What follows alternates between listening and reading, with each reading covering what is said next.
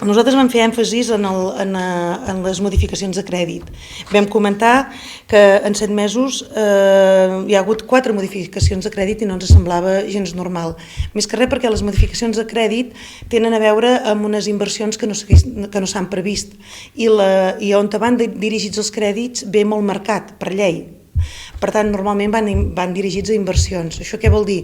Que si no ho hem tingut previst, ens obliga a un remanent en positiu d'haver-lo de destinar a unes inversions. I nosaltres demanàvem que si estigués previst, per exemple, hi ha convenis que evidentment sabem que es tindran previst, o hi ha partides, per exemple, amb el casc, que també sabem que són partides que l'Ajuntament aporta al casc, doncs que ja estigués previst en el pressupost i no haguéssim d'anar fent tantes modificacions de crèdit al llarg de l'any, perquè d'alguna manera en aquestes tampoc hi tenim massa res a dir, l'oposició, ens venen donades i en base al que es decideix l'equip de govern hem d'aprovar-ho o no aprovar-ho. Per això nosaltres no les vam aprovar per aquesta mateixa raó. Considerem que hi ha d'haver prou capacitat per anticipar-nos a la previsió d'ingressos i de despeses, que sempre evidentment hi ha un marge, només faltaria, però més de 2 milions, quasi 2 milions d'euros amb unes modificacions de crèdit en un any i l'alcalde ens va avisar que potser n'hi hauria una o dues més, ens sembla evidentment excessiu.